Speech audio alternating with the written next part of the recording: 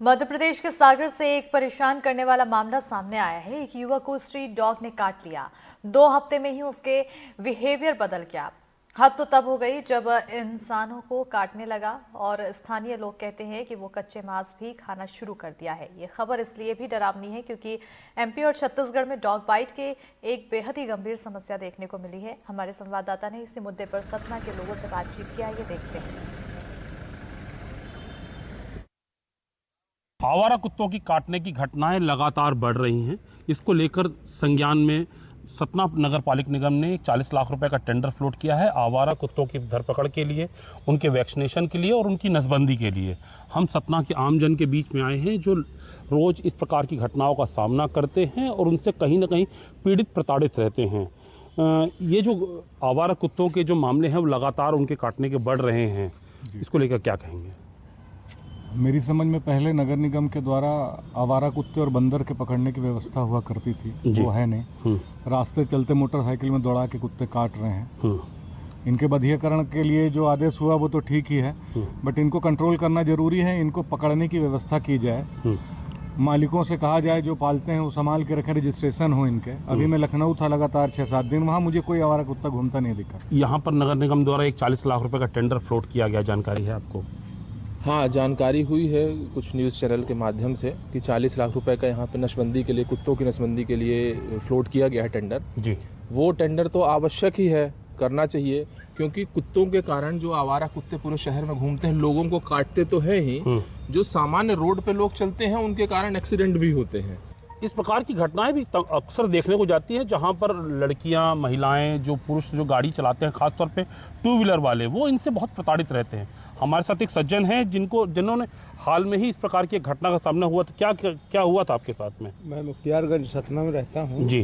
तो मुझको एक दरोगा जी है, कुत्ता पाले हुए हैं, उनके कुत्ते के काटने से जी मुझे भारी तकलीफ हुई। वैक्सीनेशन करवाया, उसके कारण मेरे में इन्फेक्शन हो गया है, अभी भी ट्रीटमेंट चल रहा। और मेरा नगर निगम से ये निवेदन है कि जो टेंडर डाले हैं इन्होंने, ठेकेदारों को दिए हैं, उसका पालन तो बहुत सही है, लेकिन उन मकान मालिकों को जो कुत्ते वाले हैं उनको ये आदेश करे कि इसको आप पाले हैं तो इसके गले में पट्टे डाल के और इसको बाकायदे हाथ में पकड़ के ले जाके घुमाइए। लेकिन वो छोड़ देते हैं, जिससे स्कूल जाने वाले बच्चे को भी काट लिया मोहल्ले में। अभी तो कहीं ना कहीं एक ये टीकाकरण की ही बात नहीं है कि एक नगर निगम की जवाबदेही की बात नहीं है, ये हर उस आमजन की जवाबदेही है जो कुत्ता पालने का शौक रखता है, तो अपने आप को पशु प्रेमी करके गौरवान्वित महसूस होता है।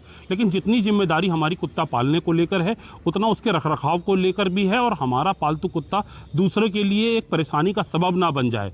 और उसके जो साइड इफेक्ट्स हैं, जिस प्रकार की एक सागर की घटना हुई, जिस प्रकार से सतना में भी तमाम घटनाएं रोज होती हैं, इसलिए इसमें नगर निगम के साथ साथ आमजन को भी कहीं ना कहीं अपनी जवाबदेही तय करनी होगी। सतना से ज्ञान शुक्ला, एनडीटीवी के लिए। रेबीज का जो प्रकोप है वो अब लगातार बढ़ रहा है और रेबीज के जो डॉग बाइट के केसेस हैं उनको लेकर तमाम एडवाइजरीज जारी की जा रही हैं दिल्ली भोपाल तक। उसको लेकर अभी कुछ दिनों पहले एक सागर में एक घटना हुई जहां पर एक आदमी जो है कुत्तों की तरह बिहेवियर कर रहा था और काट रहा था। उसको लेकर भी कहीं जब उसका रिजल्ट पता किया गया, उसकी हिस्ट्री में गए तो मालूम पड़ा कि वो रेबीज का ही एक बहुत इन्फेक्टेड पेशेंट था। सतना नगर निगम ने भी कुत्तों की बधियाकरण और कुत्तों के जो टीकाकरण वगैरह है उस सब को लेकर एक 40 लाख रुपए का टेंडर निकाला है, क्योंकि सतना में भी तमाम इस प्रकार की घटनाएं सामने आ रही थी जिसमें आम जन को कुत्तों से काटने से लगातार कुछ खतरे हो रहे थे। इसको लेकर बात करने के लिए हमारे साथ हैं सतना नगर पालिक निगम के कमिश्नर मीना सर। सर, इस सतना में भी एक टेंडर निकाला गया है, क्या था इसका कारण, किस कारण से ये सब चीज़ें की जा रही हैं? जी, अभी हमारे यहाँ कोई रेबीज की इंसिडेंट हुई नहीं है जी, लेकिन प्रिवेंटिव स्टेप लेते हुए हमने ये सोचा है कि जितने भी आवारा कुत्ते हैं इनका वैक्सीनेशन करवा दिया जाए। वैक्सीनेशन से ये होगा कि अगर डॉग बाइट का कोई इंसिडेंट होता है तो रेबीज की इंसिडेंस के चांसेस बहुत कम हो जाएंगे।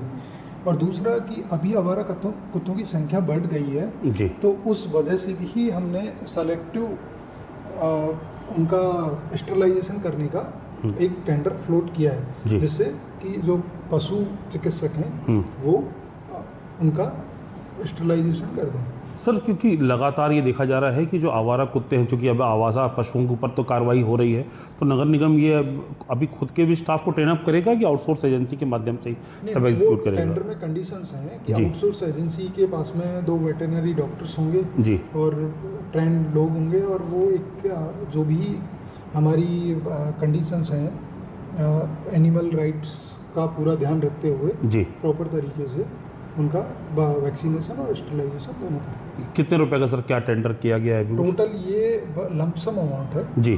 40 लाख पर, लेकिन जो नंबर्स होंगे वैक्सीनेशन के और स्टेरिलाइजेशन के, उसके अकॉर्डिंग पेमेंट बढ़ सकता है।